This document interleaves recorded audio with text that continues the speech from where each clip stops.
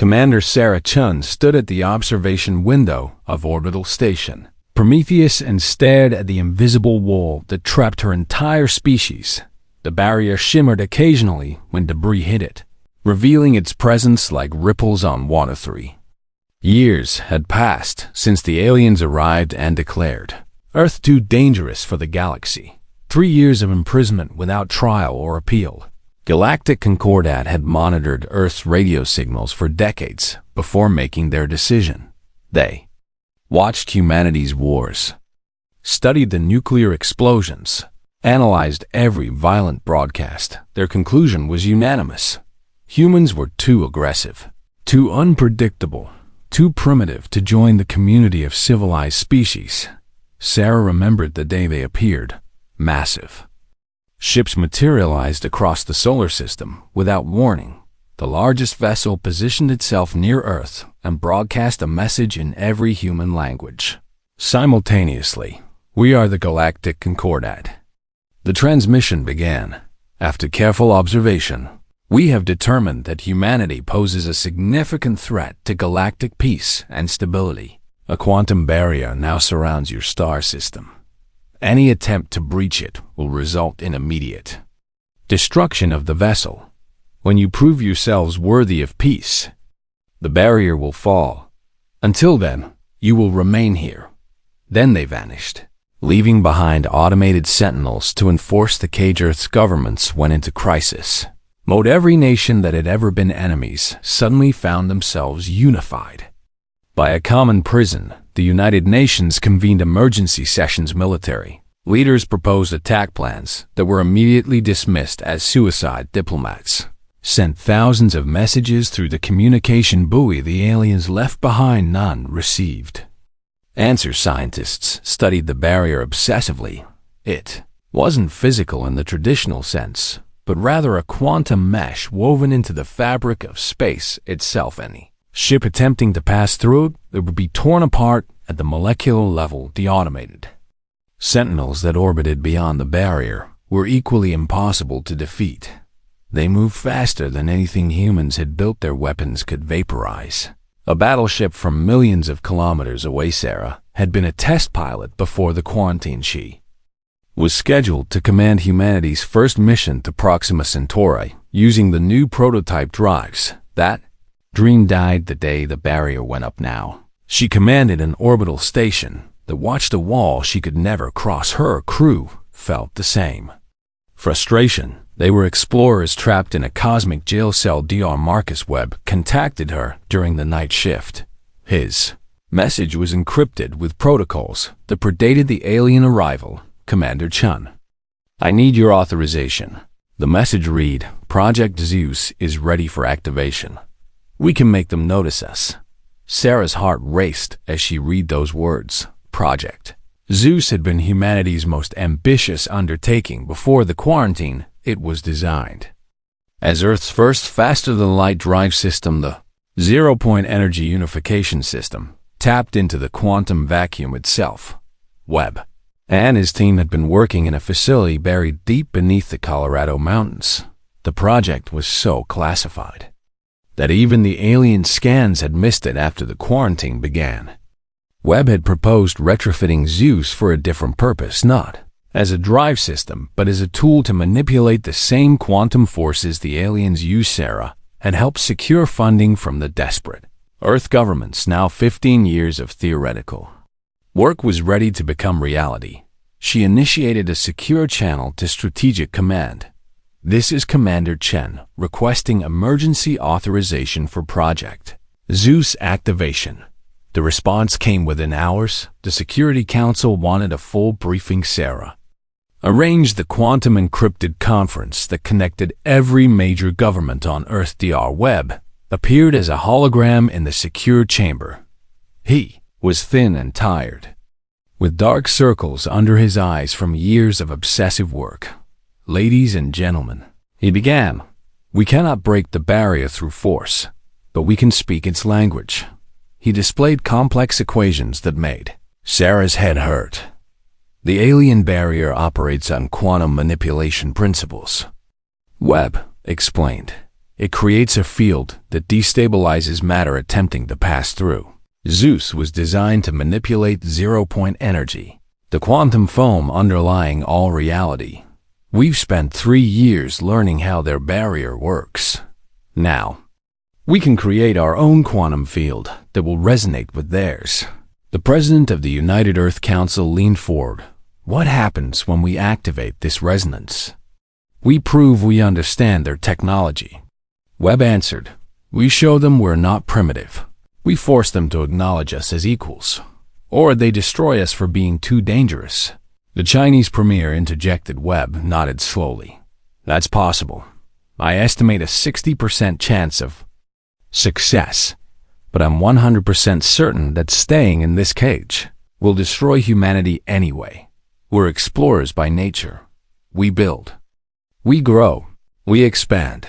Another generation trapped in the solar system will break us psychologically. Our children will grow up never knowing if the stars are real or just lights they can never touch. The debate lasted for hours. Some argued for caution and patience. Others insisted that humanity had already been patient enough finally. The vote came as 73 nations voted to activate ZEUS. 12 voted against. The motion passed. Sarah received her orders the next day. She was transferred to Strategic Command to oversee the operation. The ZEUS network wasn't a single device, but rather dozens of quantum resonators hidden throughout the solar system. Each one had been disguised as mining equipment, research stations, or communication satellites. When activated simultaneously, they would create a cascade effect in the zero-point field. Webb had spent months positioning them perfectly. Now everything depended on whether his calculations were correct. Sarah watched the final preparations from the command center. Technicians ran system checks across all nodes. The countdown clock appeared on every screen. All stations report ready. The communications officer announced. Webb's voice crackled over the channel. Remember, we're not trying to break their barrier. We're trying to show them what we can do. This is a message. You don't get to decide our limits. Sarah felt the weight of 8 billion lives resting on this moment. If Webb was wrong, the automated sentinels might interpret this as an attack. They could launch strikes on Earth itself. But if he was right, humanity might finally earn a seat at the galactic table. 30 seconds. The technician called out. Sarah gripped the railing in front of her. 20 seconds. Around Earth, ships moved into defensive positions. It wouldn't matter if the aliens decided to retaliate, but humans needed to feel like they were doing something. 10 seconds. Sarah closed her eyes and thought about the stars she'd never touched. 5, 4, 3, 2, 1. ZEUS activation across the solar system. Quantum resonators pulsed to life in perfect synchronization. Space itself rippled like disturbed water. The effect was visible from Earth as reality bent under the strain. The alien barrier began to resonate. Its frequency, matching the human-generated field. Warning alarms erupted across every monitoring station. The automated sentinels detected the anomaly instantly. They moved toward the inner system with hostile intent. Sarah held her breath. Then ZEUS truly awakened. The zero-point energy didn't just power the system. It fed back into itself. The quantum resonance amplified beyond Webb's projections. It spread across the solar system like wildfire. The barrier didn't break. It transformed. The sentinels fired their weapons at the quantum anomaly. Beams that could vaporize mountains struck the ZEUS field and scattered like light through a prism on Earth. People watched the sky light up with colors that had no names. The invisible barrier suddenly became visible across every wavelength. An aurora wrapped around the entire solar system. Sarah stared at the displays in wonder. What did we just do? Someone whispered. Webb's voice came through, shaking with emotion. We evolved. We just evolved beyond their cage. The transformation was visible from every corner of Earth. The quantum barrier that had been invisible for 3 years suddenly blazed with light colors humans had never seen before. Danced across the sky. Children pointed upward in wonder while adults watched with mixture of hope and fear. The automated sentinels went dark. Their programming couldn't comprehend what the ZEUS network had accomplished. They simply stopped moving. Frozen in space like confused insects, Sarah Chun watched the tactical displays in strategic command with growing amazement. Every sensor showed the same impossible data. The barrier was still there, but fundamentally changed. It wasn't destroyed or broken, it was transformed into something new. Something the alien programming couldn't understand. Webb burst into the command center 6 hours later. He hadn't slept in days, and his hand shook from exhaustion and adrenaline. It worked better than I calculated, he said breathlessly. The ZEUS field isn't just resonating with their barrier. It's rewriting the quantum rules the barrier operates under. Before Sarah could respond, every alarm in the facility screamed to life. Massive quantum signatures. The sensor technician shouted. Multiple vessels materializing. At the edge of the solar system, Sarah's blood ran cold. The main display filled with Contact 73. Warships appeared in formation, representing species humanity had never encountered. Each vessel was larger than anything Earth had built there. Weapon systems were already charged and targeting the largest ship. A massive dreadnought, the dwarf mountains, moved forward. It transmitted on every frequency simultaneously. Deactivate your quantum manipulation. Immediately, the voice was translated into English, but carried harmonics that hurt human ears. You have violated the terms of quarantine. Lethal force is authorized. The command center erupted into controlled chaos. Officers shouted. Report screens filled with targeting solutions. Earth's defense fleet, pathetic compared to the alien armada, moved to intercept positions. President Morrison's face appeared on the priority channel. Commander Chun, what's our status? We're looking at total annihilation if they fire, Sarah reported honestly. Our weapons can't even scratch their shields. Morrison turned to Webb. Can we shut down ZEUS? The scientist's face had gone pale. No, sir. ZEUS has achieved stable resonance. It's self-sustaining now. Shutting it down would collapse the zero-point field within the entire solar system. The energy release would be, he swallowed hard. It would be like detonating the sun. Sarah felt her stomach drop. So we can't comply even if we wanted to? That's correct. Webb confirmed. Admiral Kowalski's gruff voice cut through the channel. Then we make them understand what they're dealing with. Open a channel to that dreadnought. The main screen shifted to show the interior of the alien command ship. The being that appeared made Sarah's breath catch. It stood 3 meters tall with skin that looked like living crystal. Its eyes were black holes that seemed to absorb light when it spoke. The translation matrix made its voice sound like grinding stone. Your species was deemed too dangerous for galactic civilization. You prove this assessment correct with your actions.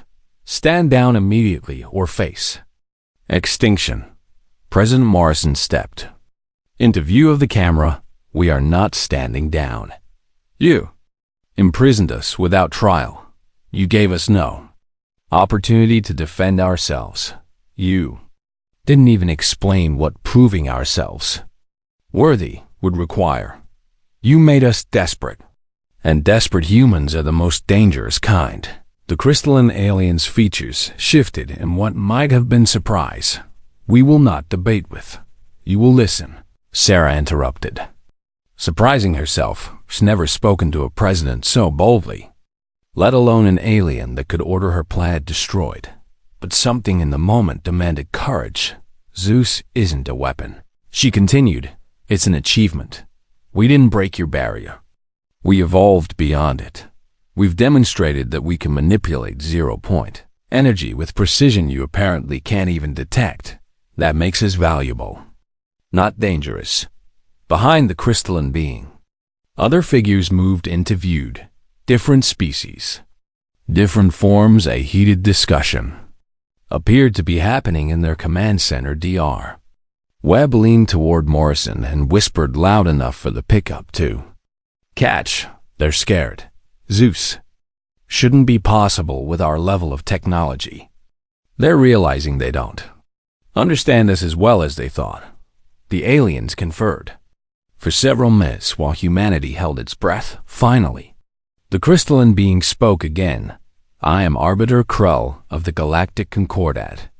Your demonstration has created a situation without precedent. You will send a delegation to this vessel to discuss terms. If we detect any hostile action during this time, we will sterilize your planet regardless of consequences. You have 12 hours to select your representatives.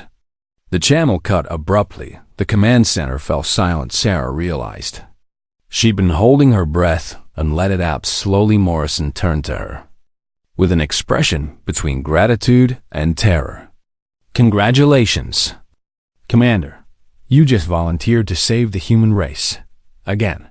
The next 12 hours passed in a blur. Sarah was appointed to lead the delegation. Dr. Webb would provide scientific expertise. Ambassador Liu, a veteran diplomat, would handle negotiations. Professor Okafor, humanity's leading xenopsychologist, would analyze alien behavior. The final member surprised everyone.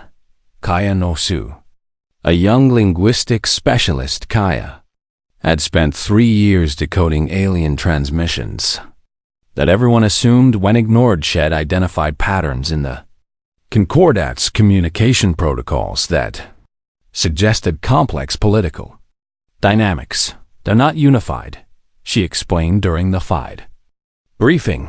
The message telling us we were quarantined used formal consensus language, but their internal communication shows significant disagreement. Some species fear us. Others are curious. A few seem to think the quarantine was a mistake.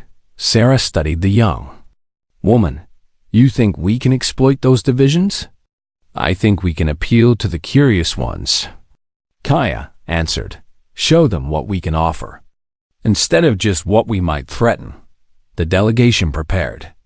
In the few hours they had, they wore environment suits designed for the meeting. Each suit had emergency protocols in case the aliens proved hostile. Sarah knew the suits wouldn't save them if the aliens wanted them dead, but humans needed rituals, needed to feel prepared even for impossible situations. The transport shuttle launched right on schedule. It was a small diplomatic vessel, unarmed and unarmored, a gesture of trust, or perhaps surrender as they approached the alien dreadnought. Sarah got her first close look at its construction. The ship was massive beyond comprehension. Cities could fit inside its hull. Its surface rippled with energy fields and unknown technologies. Docking bay opened like a mouth swallowing their shuttle. The delegation exchanged glances, but no one spoke. Words felt inadequate for the moment. They were about to become the first humans to stand aboard an alien vessel, the first to negotiate with species from beyond the stars. The weight of history pressed down on Sarah's shoulders. Everything humanity had dreamed of, feared, and hoped for converged in this moment. The shuttle settled onto the alien deck. Through the viewport, Sarah could see figures waiting, dozens of different forms, some humanoid, others completely alien. Krull stood at the center, crystalline form, reflecting light in impossible ways. Ambassador Liu stood and straightened his suit. Remember, he said quietly, we're not just representing Earth, we're representing the idea that new voices deserve to be heard in this galaxy. We're representing every species that was ever judged before they had a chance to prove themselves. Sarah nodded. Then let's make sure they hear. U.S. The airlock opened. Humanity stepped forward to meet the stars. The meeting chamber aboard the Concordat dreadnought was designed to accommodate 17 different atmospheric compositions simultaneously. Sarah Chen and her delegation walked through shimmering force fields that separated various environmental zones through the transparent barriers. She could see beings of incredible diversity, creatures that floated in methane clouds, beings made of what looked like living metal entities, whose forms hurt to look at directly because they existed partially outside normal space. The human delegation gathered in a zone calibrated for Earth normal atmosphere. They could remove their helmets but kept the suits on as a precaution. Arbiter Krell stood at the center of a raised platform around him. Representatives from a dozen species arranged themselves in a complex geometric pattern. Sarah realized the positioning indicated rank or faction alignment. Kaya had been right about the political divisions. Explain your quantum manipulation device. Krell's voice resonated through the chamber. Convince us it is not a weapon designed to threaten the Concordat. Dear Webb stepped forward. His nervousness was visible in his shaking hands, but his voice remained steady. The zero-point energy unification system taps into the quantum vacuum energy that exists in all space. He began. We're not creating new energy from nothing. We're borrowing energy from the quantum foam and returning it in a controlled loop. The effect appears massive because we're operating at quantum scales, where small inputs create large outputs. A serpentine creature, whose scales reflected rainbow colors, hissed through its translator. You describe a power source capable of annihilating solar systems. That is precisely what makes you dangerous. We describe a power source that could transform solar systems. Webb countered. The same fundamental technology powers your ships, your weapons, your barrier. We simply approached the problem from a different angle. Your approach nearly destroyed our sentinels. Another alien interjected. This one resembled a collection of floating crystals that constantly rearranged themselves. That was not our intention. Webb insisted. We were trying to harmonize with your barrier, not attack it. The cascade effect was stronger than our projections. But notice, we could have weaponized that cascade. We could have directed it at your sentinels or your ships. Instead, we contained it within our own solar system. Kaya Nwosu suddenly spoke up. May I address the Arbiter? Sarah nodded permission, curious where the young linguist was going. We've been analyzing your communication protocols for 3 years, Kaya said. Your entire civilization is built on quantum entanglement networks. Correct? Instantaneous communication across light years through entangled particle pairs? The aliens exchanged glances. Krell's crystalline features shifted subtly. That information is not classified. He acknowledged. How you obtained it is interesting. Then, you understand precision at the quantum level better than anyone. Kaya continued. You know that manipulating entangled states requires extraordinary delicacy. One wrong calculation and the entire network collapses. ZEUS operates on the same principle. It's not a blunt instrument. It's a scalpel. We could have used it to attack your barrier destructively. Instead, we used it to harmonize, to resonate, to show you we understand the same fundamental forces you do. A being that looked like living liquid in a containment field spoke. Its voice bubbled and gurgled before the translator rendered it comprehensible. You threatened us regardless of intent. You demonstrated capabilities far beyond what your technological level should permit. This makes you unpredictable and therefore dangerous. You imprisoned us. Sarah shot back. Without warning, without cause beyond your own fear. You want to talk about threats? You put a barrier around our sun and told 8 billion people they'd never touch the stars. What did you think would happen? We thought you would war among yourselves. Krell stated flatly, your history is written in blood. We calculated that internal conflict would either destroy you or force you to evolve socially. We did not anticipate you would unite against external pressure and advance technologically. Instead, Ambassador Liu stepped forward. His elderly face carried the weight of decades in diplomatic service. Arbiter Krell. With respect, Your history is also written in blood. We've studied the fragments of history embedded in your transmissions. The Vrenkos War that destroyed 6 inhabited worlds. The synthetic purge that eliminated 3 artificial species. The Cascade Genocide that sterilized an entire sector. Every species represented in this chamber has committed atrocities. The chamber fell silent. Several aliens shifted uncomfortably. The difference, Liu continued, is that you had time to grow beyond your violent past before encountering each other. You evolved in isolation, developed wisdom slowly, learned control over generations. You denied us that same courtesy. You saw our early atomic age and decided our fate without appeal. Creature covered in what looked like writhing tentacles spoke. You developed atomic weapons within decades of achieving powered flight. You broadcast your violence proudly across the radio spectrum. How could we not fear such rapid advancement combined with such aggression? And we haven't used atomic weapons on each other since 1945. Liu replied, that's 80 years of restraint, despite having the means of our own annihilation. Do you know how many wars we've prevented? How many times we've stepped back from the brink? How many treaties we've honored, even when breaking them would have been advantageous? We're not perfect, but we're trying. All we've ever asked for is a chance to prove ourselves. Professor Okafor, who had been silent until now, added his perspective. You judge us on our worst moments captured in radio broadcasts, but you don't see the context.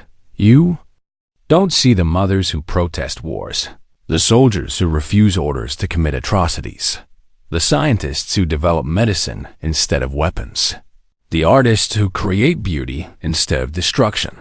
For every violent act you monitored, there were 1,000,000 acts of kindness you ignored. The aliens began communicating among themselves. Sarah watched as bioluminescent signals flashed between some species. Others released pheromone clouds that their suited companions could apparently interpret. Still others seemed to communicate through quantum means. Beyond human perception, it was fascinating and frustrating to watch a debate she couldn't fully understand. Finally, Krell spoke again. Your ZEUS system.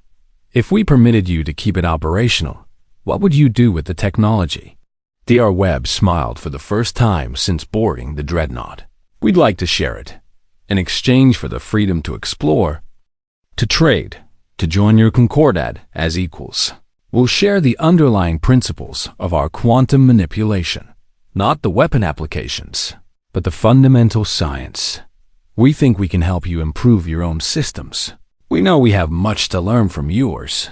You would weaponize this knowledge. The Serpentine alien accused. Eventually, someone would use it to create new weapons. Probably, Sarah admitted. Just like every other species in this room has weaponized every technology they've ever developed. The question isn't whether we'll make weapons. The question is whether we'll also make something beautiful. That's what humans do. She continued, we're contradictory. We make weapons and we make art. We compose symphonies and we build bombs.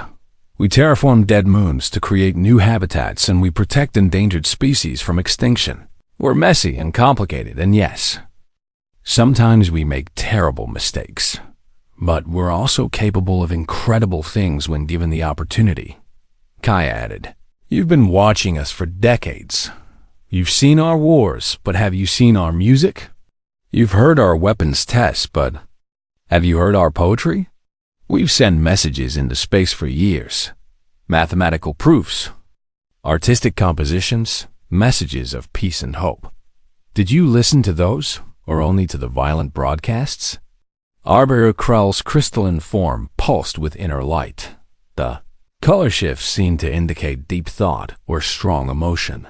The Concordat will deliberate on what we have heard. You will return to your vessel and wait. Do not attempt to leave or communicate with your planet. We will summon you when a decision has been reached. As the human delegation filed out, Kaya whispered to Sarah, did we just pass their test or sign our death warrant? Sarah looked back at the assembled aliens. Some watched the humans with what might have been curiosity. Others showed clear hostility. Most were unreadable. Maybe both. Sarah answered, maybe we convinced them we're worth the risk. Or maybe we convinced them we're too dangerous to live. Either way, we told our truth. Now we wait and see if truth is enough.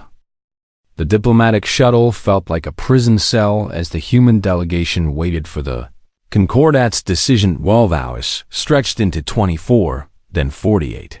Then 73 full days passed while the alien fleet maintained its threatening cordon around Earth. Sarah Chun spent most of her time staring out the viewport at the dreadnought.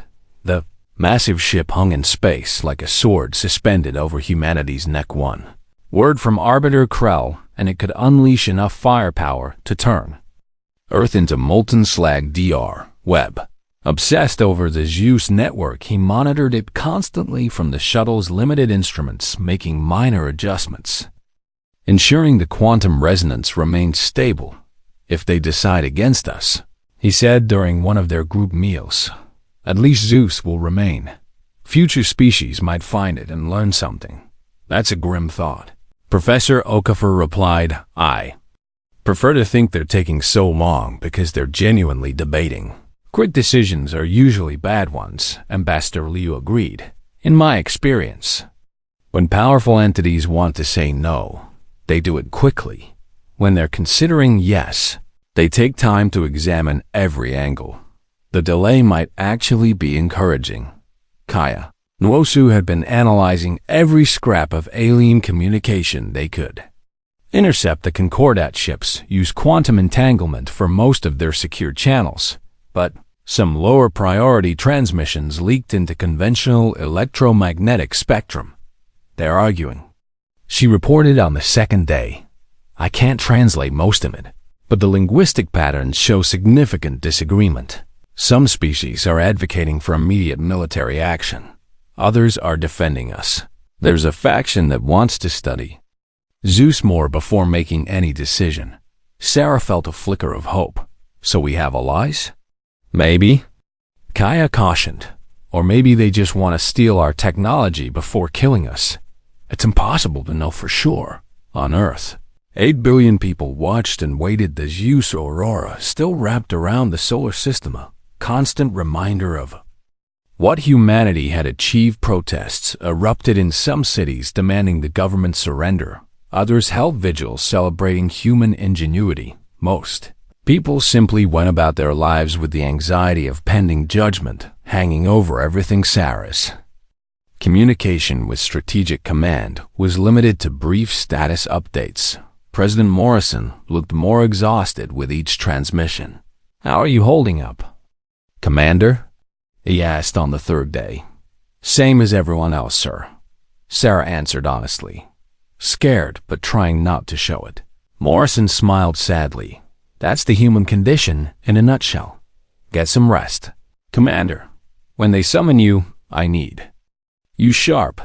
Sleep was difficult in the shuttle every time Sarah closed her eyes. She imagined the dreadnought's weapons charging, stream of Earth, burning and waking cold sweat. The others seemed to suffer similar nightmares. Nar Webb barely slept at all. He spent his nights running calculations and simulations. Professor Okafor tried to maintain some normalcy by leading group discussions about xenopsychology. We need to remember, he said during one session, that the Concordat species are fundamentally alien to us. Their decision-making processes might not resemble ours at all. What seems like a long delay to us might be normal for them. Time perception varies by species. Some of them might experience these 3 days as mere moments. Others might feel like it's been months. Ambassador Liu added his perspective. I've been thinking about Arbiter Krell. That title is interesting. An arbiter is a judge, someone who weighs evidence and makes decisions. It suggests a legal framework, not just military authority. That gives me hope. Military authority would have destroyed us already for threatening them. Legal authority takes time to deliberate. Kaya looked up from her analysis. I noticed something else about Krell when we spoke. He used first-person singular pronouns. I am Arbiter Krell.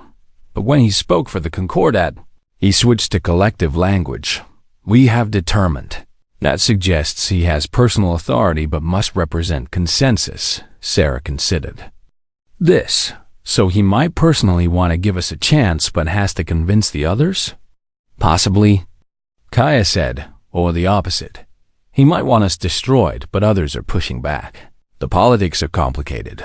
On the fourth day, something changed. The alien fleet began repositioning ships that had maintained aggressive formations spread out into a more neutral configuration, weapons that had been charged and ready powered down to standby DR. Webb noticed it first on the sensors. They're standing down, he said with wonder. Not completely, but this is definitely a de-escalation. Sarah watched the tactical display. Could be a good sign. Or they've decided we're not worth the ammunition, and they're preparing to just leave us in the barrier. Professor Okafor shook his head. No. This is significant.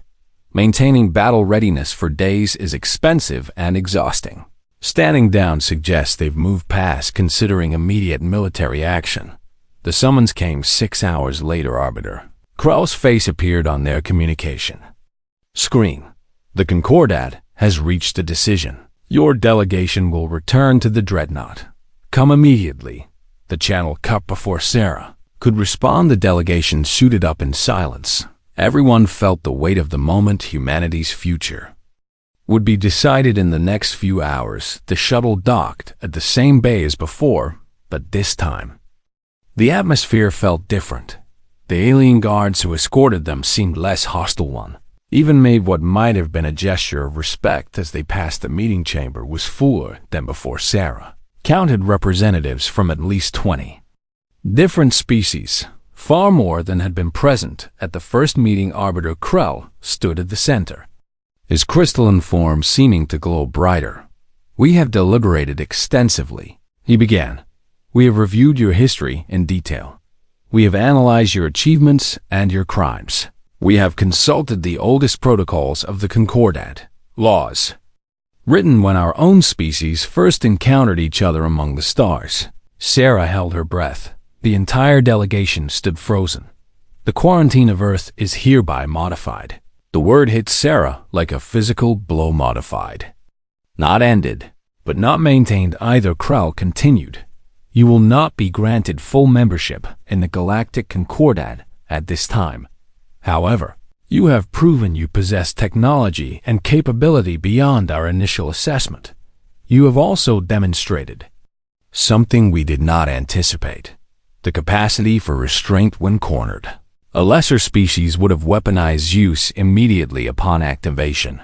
You chose demonstration over destruction. The serpentine alien slithered forward, its rainbow scales caught the light as it spoke.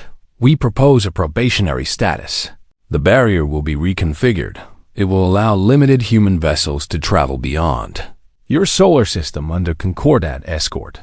You will establish an embassy station at the edge of your system. You will share your quantum manipulation technology incrementally as we share ours with you. And you will be observed. Ambassador Liu found his voice first. For how long would this probationary period last? 20 Earth years. Krell replied. If during that time you prove capable of peaceful coexistence, full membership will be granted. If you prove our initial fears correct, the barrier returns, stronger than before and permanent. Do you accept these terms? Sarah looked at her team. Dr. Webb was practically vibrating with excitement at the prospect of scientific exchange. Professor Okafor appeared thoughtful and satisfied. Kaya was grinning. Ambassador Liu nodded slightly. Sarah stepped forward. We accept with one modification of our own. The chamber fell silent. Every alien present turned to stare at her. Krell's crystalline eyes focused with laser intensity. You dare negotiate at this moment? We dare ask for fairness. Sarah replied. Her voice was steady despite her racing heart. You're judging us based on 20 years of behavior. We ask that we be allowed to judge you as well. If in 20 years we find the Concordat corrupt, tyrannical, or unworthy of our participation. We reserve the right to withdraw, to maintain our sovereignty, and decline membership. The chamber erupted. Aliens argued in a dozen languages across multiple spectrums. Holographic displays flickered as species debated amongst themselves. Arbiter Krell raised a crystalline appendage. The gestures somehow commanded silence. No probationary species has ever made such a demand. Dr. Webb spoke up quietly. No probationary species has ever possessed ZEUS. A long moment passed. The tension in the chamber was thick enough to cut then. Incredibly, Arbiter Krell's features shifted. The crystalline planes of his face rearranged into something that approximated a smile. Agreed. 20 years of mutual evaluation. If both parties consent after this period, Earth joins the Concordat as full members with all rights and responsibilities. If either party refuses, we part ways peacefully. Peacefully, Sarah emphasized. You have my word as arbiter. Krell said, We are not monsters, Commander Chen. We are cautious. Your species frightens us because you advance so quickly, because you are unpredictable, because you remind us of what we were before we learned control. But perhaps that fire is what the Concordat needs. We have grown stable over millennia. Stability can become stagnation. Perhaps humanity's chaos will renew us, or perhaps it will destroy. U.S. both. We shall discover which together.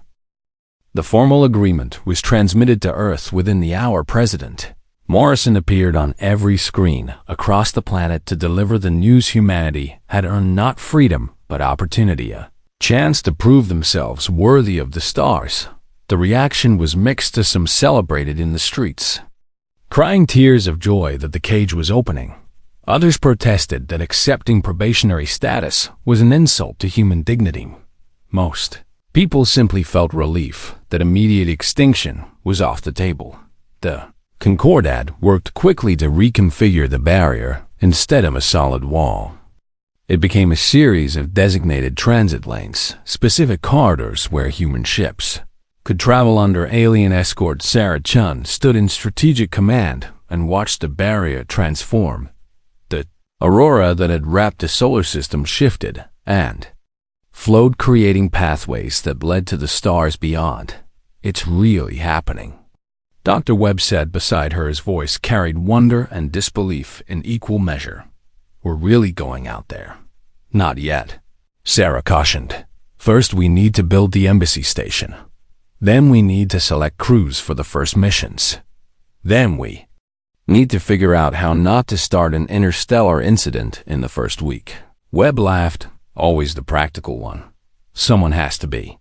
Sarah replied with a smile. You scientists get to drain. We military types have to handle the logistics of making dreams real. The construction of Embassy Station 1 began immediately. Ships from Earth and the Concordat worked side by side. Human welders worked alongside crystalline engineers. Alien construction drones coordinated with human AI systems. It was messy and inefficient and absolutely beautiful. Sarah watched the construction feeds obsessively. The station was being built at the edge of the solar system where the barrier was thinnest. It would serve as humanity's gateway to the galaxy, a neutral ground where humans and aliens could meet, trade, and learn. The first diplomatic teams were selected carefully, volunteers from every nation and discipline, scientists eager to study alien technology, diplomats ready to navigate complex political waters, military observers assigned to learn about potential threats, and ordinary people who simply wanted to see what lay beyond Earth's cage. Sarah received her new assignment 3 weeks after the agreement. She was to command the first human vessel authorized to travel beyond the solar system. The ship was called Prometheus, renamed from its original designation, an exploration vessel retrofitted with both human and gifted Concordat technology. Her crew would be small, 20 humans and 5 Concordat liaisons. Their mission was simple in concept, but terrifying in execution. They would travel to the nearest Concordat trade hub, establish formal diplomatic contact, proved that humans could navigate galactic society without causing disasters. The Webb was assigned as the ship's chief science officer. Professor Okafor would serve as cultural liaison. Kaya Nwosu earned a spot as communications specialist. Ambassador Liu would remain at Embassy Station 1 to coordinate with Earth. The Prometheus launched on a clear day 6 months after the agreement. Billions watched the broadcast. As the ship powered up its hybrid drive system, human quantum manipulation merged with Concordat navigation technology, creating something entirely new. Sarah sat in the command chair and felt the weight of history. All stations report ready. Her first officer announced, "Concordat escort vessels in position." The tactical officer added, "3 alien ships flanked the Prometheus, not guards but guides, teachers showing students how to navigate the galactic highways." Dr. Webb, "How's our ZEUS integration?" Sarah asked. Webb's voice came from engineering. "Perfect resonance with the Concordat nav system. We're generating stable quantum fields. Ready to engage on your mark." "Commander." Sarah took a deep breath. "Open a channel to Earth." President Morrison's face appeared on screen behind him. Sarah could see crowds gathered in every major city. "Commander Chun," Morrison said formally, "humanity watches and hopes. Bring us honor out there. Show them what we can be." Sarah nodded. "We'll do our best." "Sir." "Earth, this is Prometheus. We're heading out." She turned to her crew. "Helm, take us through the barrier." The Prometheus moved forward smoothly.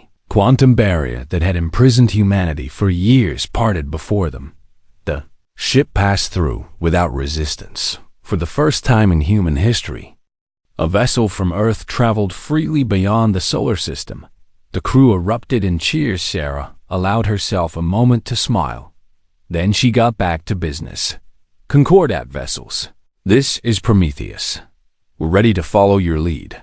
The response came from Arbiter Krell himself. He was commanding the lead escort ship personally. "Welcome to the greater galaxy." "Commander Chun, set course for Hub Station Meridian. Stay in formation and follow our navigation exactly. The routes between stars are not empty space. There are dangers you do not yet understand." The journey to Meridian would take 3 weeks.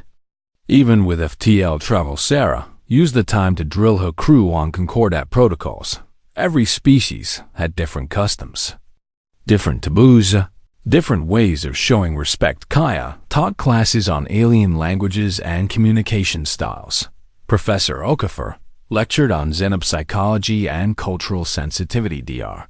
Webb worked with the Concordat engineers to optimize the ship's systems, learning alien technology while teaching them about human innovations. It was exhausting and exhilarating. The crew fell into their bunks each night, too tired to dream, but they woke each morning eager to learn more. 2 weeks into the journey, they encountered their first crisis. A massive stellar phenomenon blocked their planned route. A quantum storm that would tear apart any ship attempting to pass through. The Concordat vessels changed course smoothly, but the Prometheus's navigation systems struggled to compensate. Human technology and alien technology weren't quite synchronized. The ship began drifting toward the storm's edge. "Engineering, I need more power to the quantum stabilizers," Sarah called out. "Working on it." Webb replied, "The resonance is fluctuating. I'm trying to." The ship lurched violently. Warning alarms screamed. They were being pulled toward the storm. Sarah made a split-second decision. Cut the Concordat navigation system. Switch to pure ZEUS control. "Commander, that's not tested." Her first officer protested. "We don't have time for testing." Sarah shot back. "Webb, can ZEUS handle this alone?" "Theoretically," Webb answered. "But do it." The Concordat systems went offline for a moment. The Prometheus hung dead in space. Then ZEUS came fully online. The quantum fields the human system generated were different from the Concordat approach. Rougher, less elegant, but surprisingly powerful. The ship pulled away from the storm, stabilized, found its own path through the disturbance. When they emerged on the other side Arbiter Krell was waiting on an open channel. That was extremely dangerous, Commander, but effective. Your ZEUS system operates on principles we had not considered. It brute forces solutions where we prefer finesse. Fascinating. Sarah let out a breath she hadn't realized she was holding. Thank you. Arbiter, we're still learning. As are we. Krell replied. Your species teaches us new perspectives. This is why we accepted your probationary status. Not despite your differences, but because of them. The rest of the journey passed without incident on the 20th day. Hub Station Meridian appeared on their sensors. Sarah had seen images of Concordat stations in the briefing materials, but nothing prepared her for the reality. The station was larger than Earth's moon. Thousands of ships from hundreds of species docked. At its countless ports, energy fields and structures that defy human understanding wrapped around its core. Entire ecosystems existed in bubbles attached to the main structure. It was beautiful and terrifying and utterly alien. Welcome to Meridian. Krell transmitted. This is the crossroads of 17 stellar nations. Here you will meet species beyond counting. Some will welcome you. Others will fear or despise you. Navigate carefully. Commander Chen, humanity's future rests on the impressions you make. The Prometheus docked at a port designated for new species as the airlock cycled. Sarah gathered her crew. Remember your training. She told them, be respectful, but don't be subservient. We're here as equals. Even if we're on probation, show them what humanity can offer. Show them why we deserve to be here. The airlock opened beyond. Lay a corridor filled with aliens of every description. Stopped to stare at the humans. Others ignored them completely. A few made gestures that might have been greetings or warnings. Sarah stepped forward. Her crew followed for the first time. Humans walked freely among the stars. Dur Webb stopped beside her and whispered, we did it. We actually made it out here. This is just the beginning. Sarah replied, we have 20 years to prove ourselves. 20 years to show the galaxy that humanity deserves a place among the stars. 20 years to learn. To grow. To maybe make some mistakes. But we're here. We're finally here. Ahead. The station corridors branched in 1,000 directions, each one leading to new species, new technologies, new possibilities behind them. Earth watched and waited, hoping their representatives would succeed, praying they wouldn't fail. Sarah Chun, former test pilot, current commander, future admiral, looked at the alien faces surrounding Hirsch, thought about the barrier that had caged her species. She thought about ZEUS and the defiance it represented. She thought about Arbiter Krell's words. Perhaps humanity's fire would renew the Concordat, or perhaps it would burn them all. Only time would tell. But humanity had never been good at waiting.